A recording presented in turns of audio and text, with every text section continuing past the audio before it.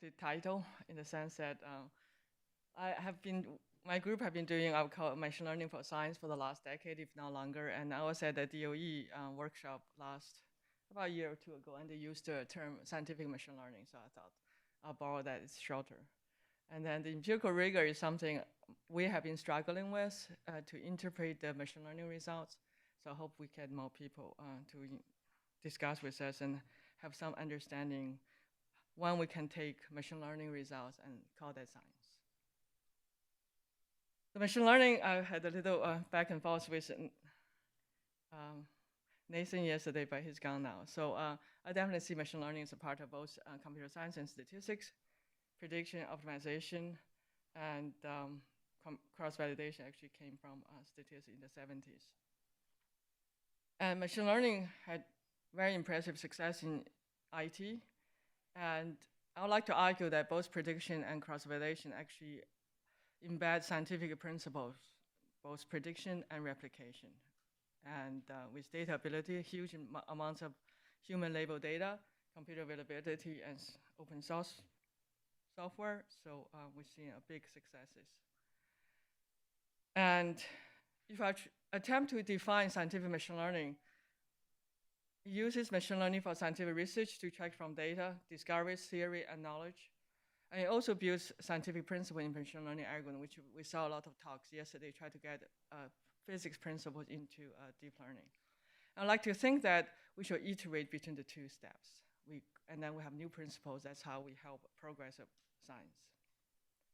And empirical rigor, I just basically Googled and then get a definition from Wikipedia on empirical research process from observation, induction, deduction, testing, and evaluation. And then the word rigor, to define empirical rigor as empirical research process with the quality of being extremely thorough, exhaustive, or accurate. But what's extremely thorough or exhaustive or accurate, you often judge by a human group, like peers, reviews. And if I try to expand the empirical research cycle into the more data science or scientific machine learning, you start with a problem, you do data cleaning, visualization, and then the typical modeling stage. But at least for my group, data cleaning takes a huge amount of time, easily 80% of the time, that we don't talk enough. When you don't have good data, then all the models and algorithms don't really help you as much if you have bad quality data. And then you analyze the results, and you interpret that. Hopefully we have new scientific theory. That's what I'll try to go for in neuroscience example, and get new data, and then have a new problem. Interpretation is actually very key for, I think, for scientific machine learning, because a lot of the judgment calls will be made by fellow scientists, and if things are interpretable, make that judgment call a lot easier, and just for people to communicate. And EU already had a regulation in 2016 that even from the user point of view, we want machine learning algorithm to be, or statistical algorithm to be interpretable.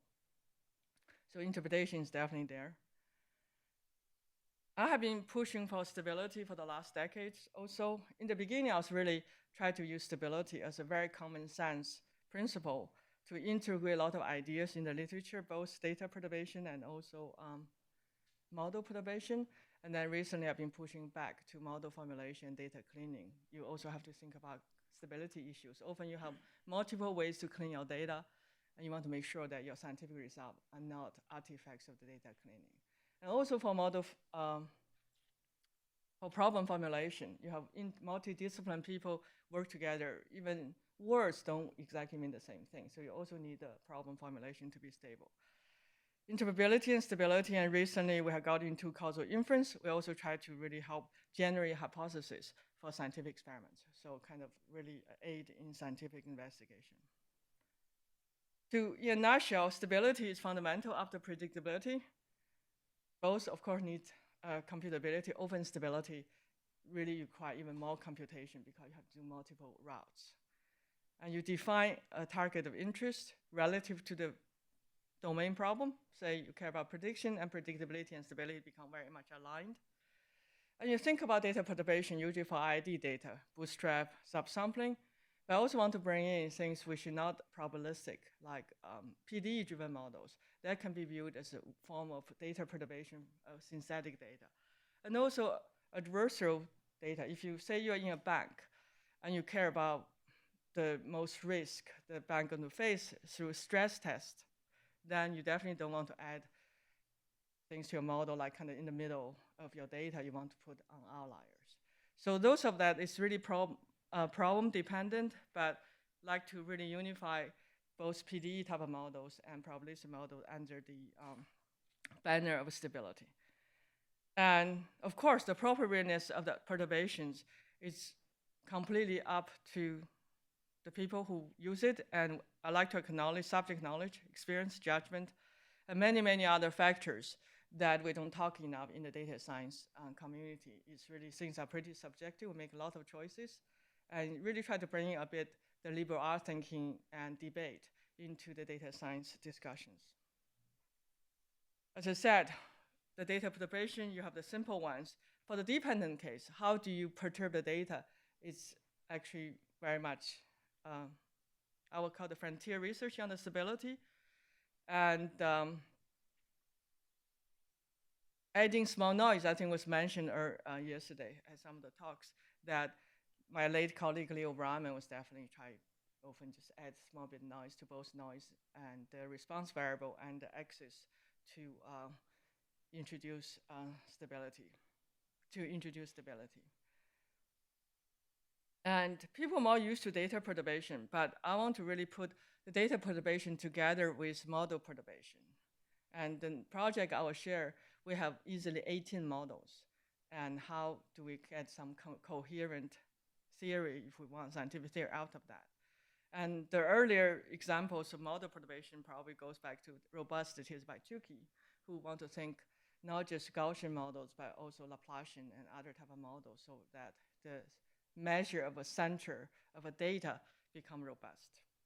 And sensitivity analysis has been done a lot in Bayesian modeling, also causal inference. So this concept has been around. I'm just trying to unify it under stability, but I think the stability up to data cleaning and model formulation kind of new. So put it together, I've been calling this PCS workflow for empirical rigor. That's not the only thing we should do, but I think this workflow will help us to do more empirical, rigorous research. Predictability in the PCS flow really works as a reality check, right? I have definitely too many talks, both in statistics and machine learning, people concentrate more how to fit instead of saying, does the model capture anything about the data or the reality? It's like fitting become a goal of itself. Of course we do fitting, but if it doesn't capture any reality, I don't think why we need to fit. And computability has been the center of machine learning, definitely. We also borrow that, and I'm adding stability on top of predictability and computability as a third base. As I said, it was motivated for reproducibility and interpretability, and also as an extension of uncertainty assessment. So you can see statistical uncertainty as a narrow form of stability when you have a well-justified probabilistic framework. You want to look at sample-to-sample variability. So that's a specific form of stability. But I'm trying to enlarge the tent to include data cleaning stability, to have perturbation come from PDE. So other things you can talk under the same banner instead of like, well, if you do probabilistic modeling, you cannot deal with PDE. But that's what people do in practice. We might just put it together and do a PCS inference. I won't have time to talk about our perturbation intervals instead of confidence intervals. When the probability framework is not justified, I don't think we have the right to talk about confidence. And often we have data, people start talk about probability model without really saying why there is a need for probabilistic description.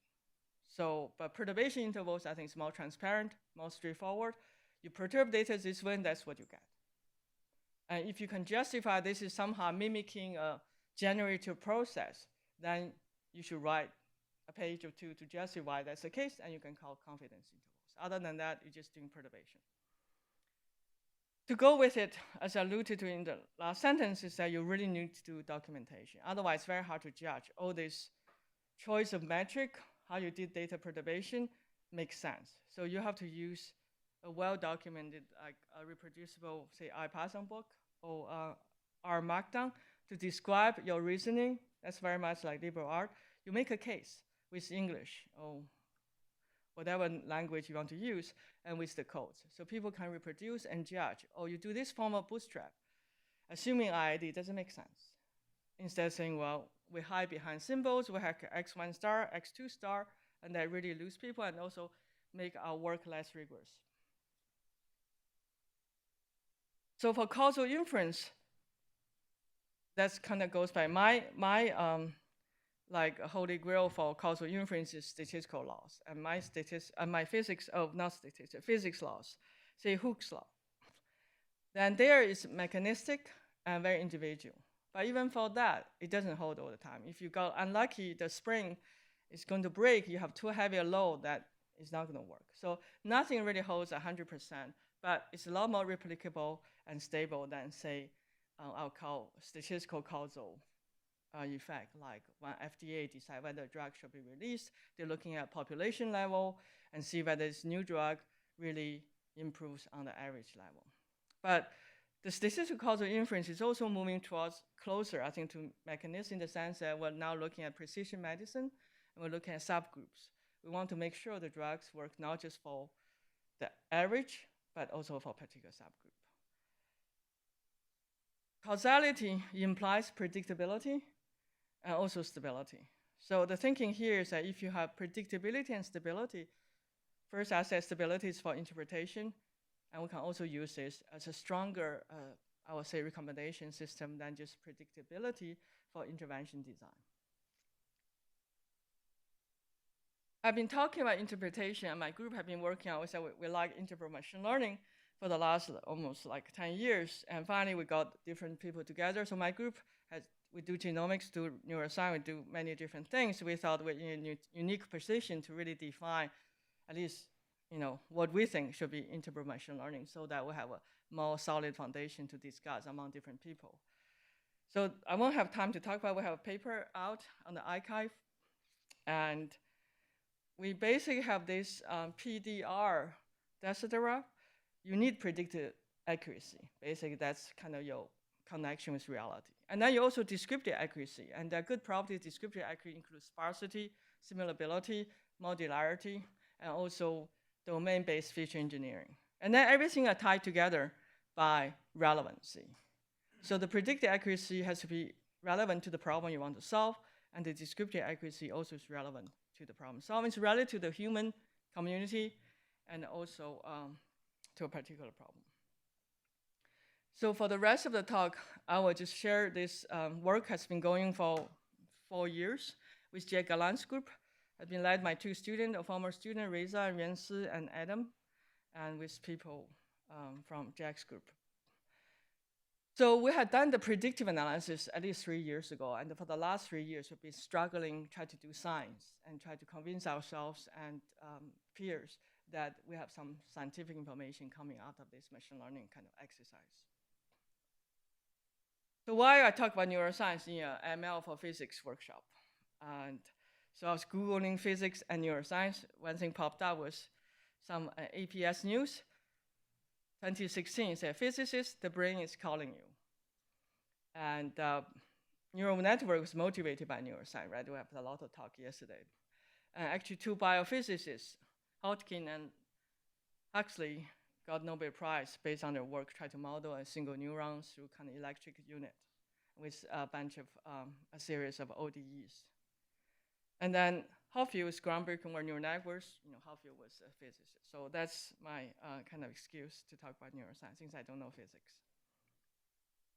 And neuroscience and deep learning, definitely, if you talk to neuroscientists, many of them don't think deep learning capture much about real brain.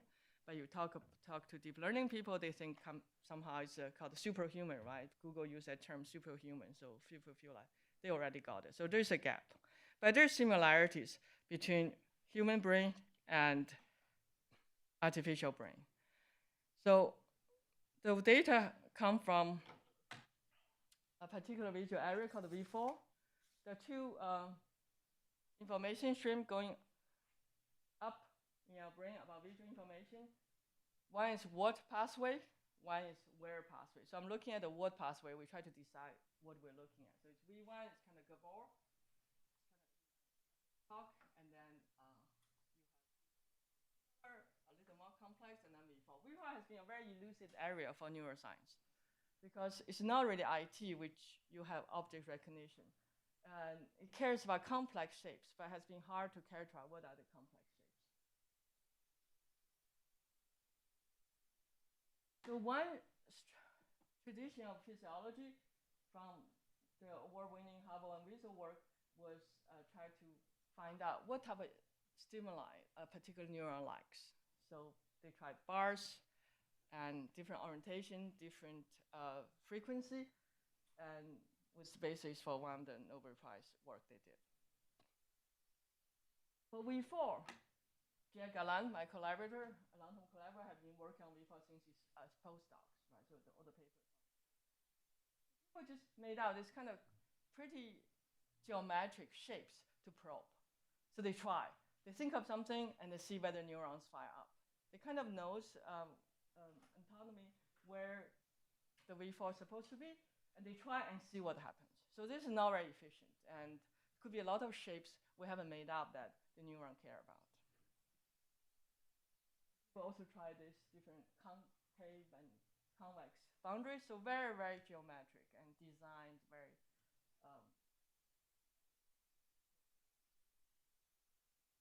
So Galland lab, this is from 10 years ago. Actually, Will Wilmot, now at Oxford, collected this. It took him, was a postdoc at JX Lab. It took 10 years. So it's very expensive data. Just work with the macaque behavior. And was black and white because the database was not that available.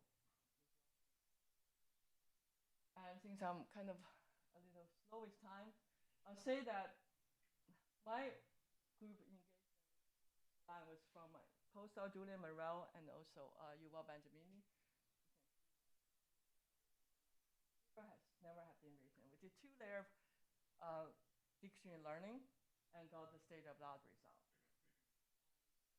Then the Carlos group at MIT have been pursuing various forms, and they really have called semi-natural images. We have natural images. They have objects imposed on a natural background and had very good predictive results. So our result really replicated the predictive result because they did the predictive result felt like we want to do interpretation and result. So that's been taking us 3 or 4 years. So the 2 scientific questions we try to answer: what do V4 neurons do? And really how much convolution networks resemble brain function? What we did was using transfer learning and obtained very good predictive results and then try to predict. So what do you mean by transfer learning? So we took, say, AlexNet, completely trained on ImageNet, and used it as feature extraction. And we just put in our black and white images and made 3 channels the same and did feature extraction. So the ImageNet had nothing to do with our data. And then we did very simple linear regression and predicted our neuron activities. So in 3 senses, these are transfer learning. We had the feature extraction came from human data, very high level task, to kind of monkey data, and at a very micro level for single neuron prediction. So the thesis is that if the early visual cortex are kind of roughly captured by AlexNet, and then we try to replace the pre-processing by the AlexNet, and we connect with V4 data through some simple linear methods. As I said, the Morel et al. Work was state-of-the-art, and we tried this.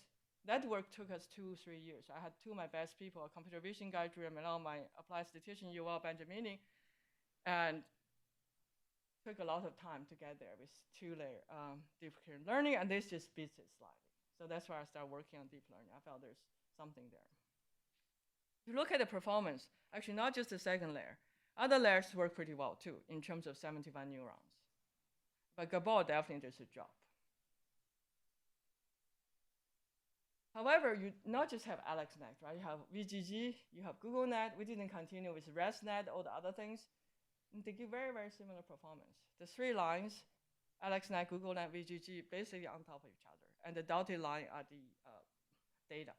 So they all kind of dump down a bit, possibly because the training data is only 1 replicate, and the test data is like 10 replicates, a higher signal-to-noise ratio, and you cannot really reach the details of the structure by very noisy data. So quickly, we take second layer, third layer, and fourth layer, and two methods, ridge and Lasso regression. We end up with 18 models and correlation between this prediction profile like 0.92. So they technically really do as well with each other. So the question is, how do we interpret and get some science out of this? So we went for stability and say we want something not just data perturbation, but also stable across this 18 models. We borrow idea from DeepTune and say that we have these 18 models. What if we just maximize the fitted models? It's kind of similar in idea from what people like the Nobel Prize winner did for V1. They were looking for signals that excite the neuron. So we're saying if the models are good, we want to see what are the signals excite the model neurons. And that was white noise. We actually did a little regularization, so that's why we didn't try to call DeepTune for the particular regularization. We call DeepTune. And you end up with this curvature-like maximizing signals. We have 18 models, and we did all of them. That's the 18 model results for this particular neuron. They're different, but they all have this kind of curvature, like coarse level pattern. And for a while, we're just happy that it seems like they all like curvature, so this is neuron with curvature, like curvature. And then we did decompression. We removed like 40, 60%, and you still see the curvature remain. Right? So it's another form of perturbation. We're just removing nodes, depends on the prediction performance. And when we look at the small database we have, and what are the signals excite the model neuron, and you also see curvature. And then we went back to the original data without any modeling and look at the high peak of the signals, you still see curvature. But people really wanted us to give one signal, so we brought in stability principle at the gradient level, and we got the consensus smooth DeepTune. So basically, at each one you do this gradient ascent, you take the slowest slope, and you keep moving. So for Neuron 1, this is 10 different initialization for consensus, so you get very, very similar results after you aggregate the different 18 models. Then you can cluster. Using hierarchical clustering and correlation, you see these complex patterns, contours, which we know people find out already. So, and also these textures, which people already, we didn't show, people kind of also know before. So we kind of really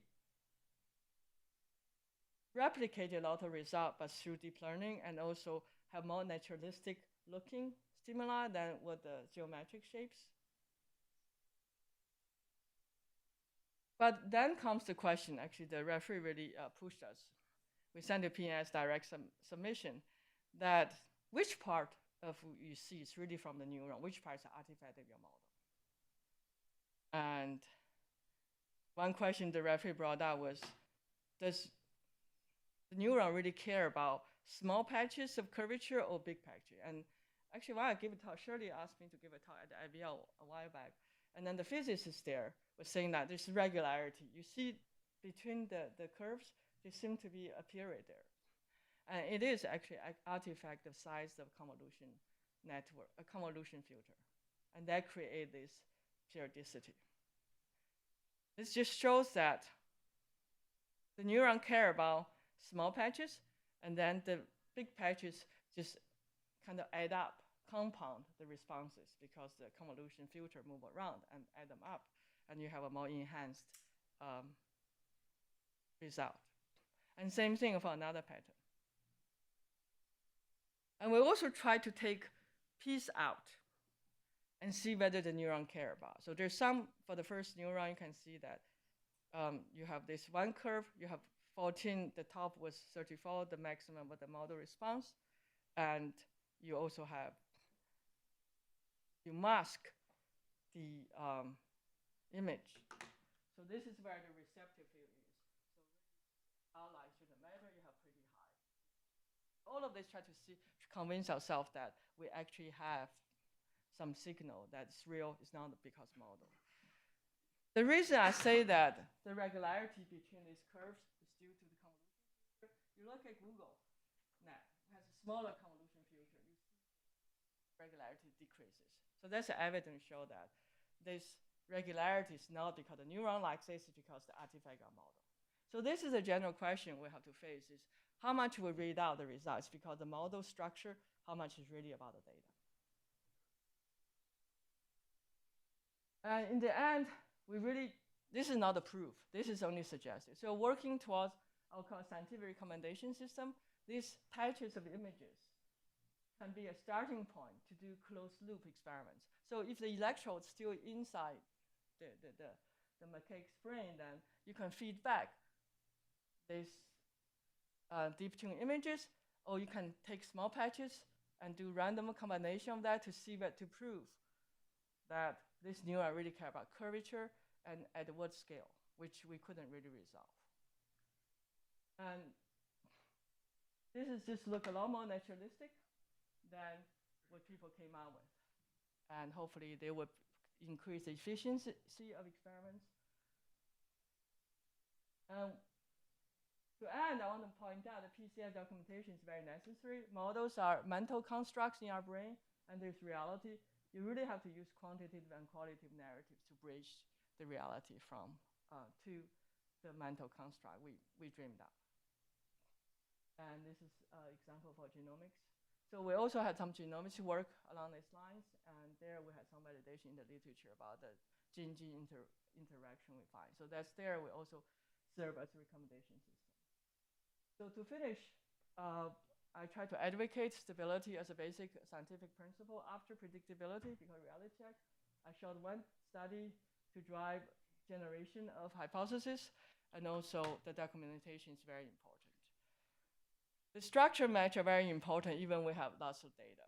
I think that was already reflected in yesterday's talk.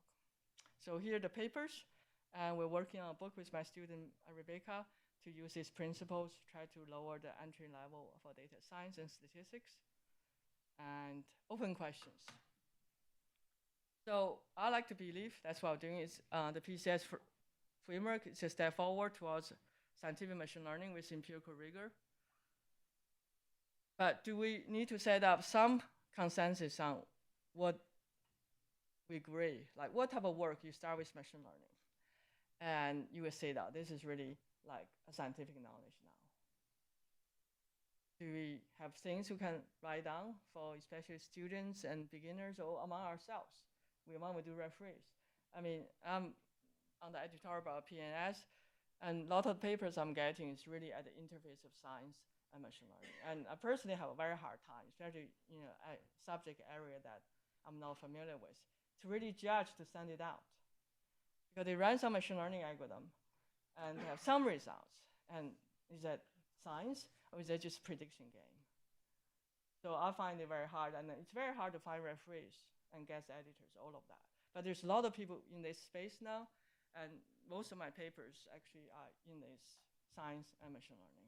And myself often find it a loss. So I hope to get you guys to help me. Like, when does machine learning result cross the line become science? And what are the things we should look for?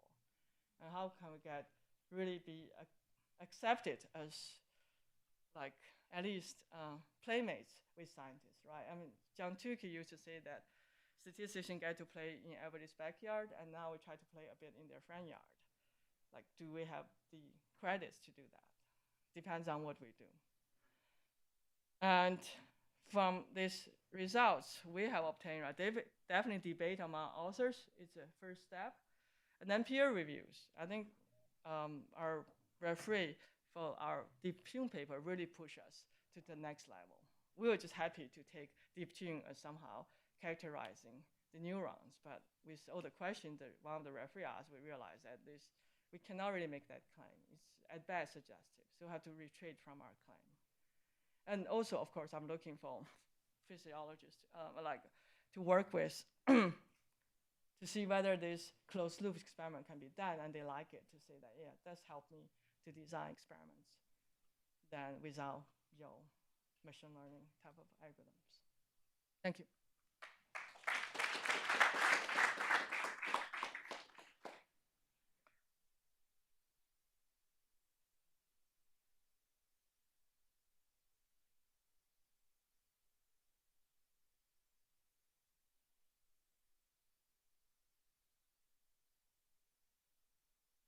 after feature, after feature extraction.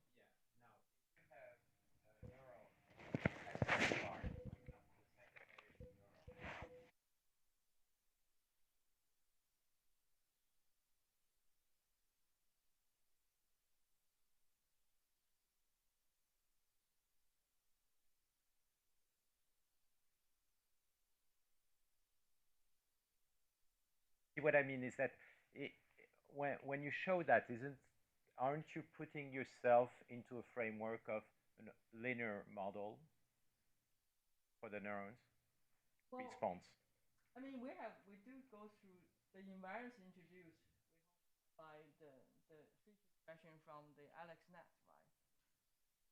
So after that, you're definitely doing a linear model, right? But I thought the feature extraction step make it nonlinear all around, right?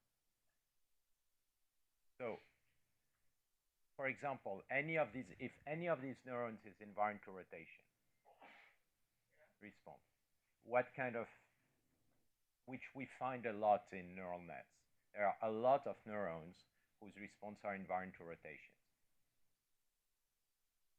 The V4 neurons, we haven't seen in previous work saying that they're invariant to rotations. That's a bit of evidence saying that probably it's not what we're seeing here. Okay. So that's our work doesn't really refute that, but I think from. Okay, so you would think there is no such invariance coming in. That at least that's not what we believe. Okay. But it would be interesting. That's the thing when we put back. If we get some lab to work with us, right, we can do this and we can do a lot. Jack doesn't do physiology anymore. Even okay. He got this data. Yeah. So it's that's it's like there are a lot of other hypotheses. That's why we couldn't say we really do science. We're kind of helping science by coming up with some. But you don't dare to claim that we can replace science. But we hope we can make science more efficient, take advantage of big data. So that's kind of the framing my group is doing also with genomics. I asked a biologist, how do you decide what experiment to do? She said, I read papers, I think about it, and then I decide what experiment to do. So we're hoping that maybe you should also look at our model results. Maybe they'll help you, just like doctors, to make your decision. Thanks. This on like the interpretability in terms of humans being able to kind of the narrative side of what's going on. When you and then you're doing these perturbations and you're showing lots of results and how they change. In those cases, they're all images, and so we as humans can look at them and kind of maybe it's not quantitative, but we can kind of quickly assess something. One of the difficulties for me is trying to figure out how you do that when it's not when the data does not look like images, basically, and where it can be much harder to try it for a human to kind of quickly assess what's going on with the data or what's being presented. And I just wondering if you have kind of general thoughts about that. So I think you do have to have stability. You're really talking about metric to assess stability, right? So I use visualization to convince you, but also we had the DeepTune to make it more quantitative. For genomic project, we have iterative random forest. There, we use decision trees, so it's kind of interpretable too. And then we end up with a stabilized version of gene-gene interactions. So you have to somehow bring in something which you can look through, right? So interpreting the features in deep learning we know has been very difficult. But when you do the neuron part, because people care about what stimuli a neuron gets excited, so we're kind of building on that. By talking to Jim DiCarlo from MIT, actually he wants physiology to move away from this qualitative. He wants to be more automated. So the two groups have a kind of back and forth debate. He basically said, I want to do away with any human involvement. I want everything to be AI-like and automated. And we push back, said you probably need both. But it's the stability metric that, I mean, we all love L2, but it's not like we have a lot of evidence L2 is the right thing either, right? Not getting a community to agree on something and these make progress and you have downstream, I would say, advantages you can see.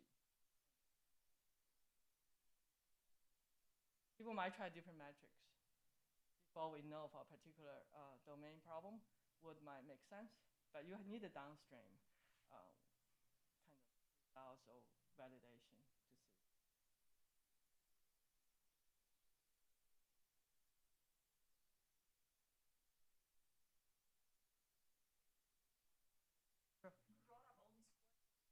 You are probably the one who has thought about it most, so we wanted to pick your brain on what you think when will the machine learning become science question.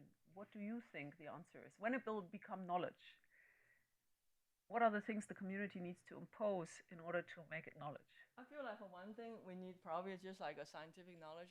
It's best to be replicated by another lab. So in the beginning, we saw Jim DiCarlo group did our work, but later we saw it was actually positive. We were kind of independent, did the same thing, and get similar results. So that was a good thing instead of, oh, Jim did first. So it's a replication. We didn't know they were working on it because we have been going after interpretation, so it took us a lot longer, and we saw their work. For a while, we felt bad, and later we felt good because we actually replicated what they did, which related, not exactly the same problem, but very related. Application, I think if another lab uses your result, yes, that's when it's not. Yes. Right? No, but I think replication is a lot of time the first step before somebody else wants to. Absolutely. Yeah. So for the genomics project, is that our scientific collaborator Sue Stanicker's lab is ready to take our recommendation and do experiments.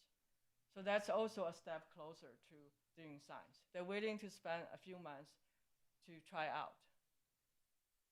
And so in some sense, use our result. But I do think that we could do a lot more stability type analysis. It takes computing power to make things more trustworthy than just one pipeline, one particular processing method, one particular model.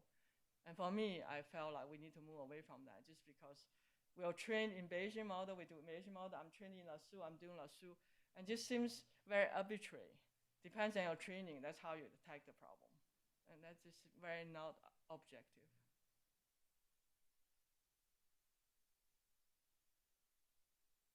Thank you.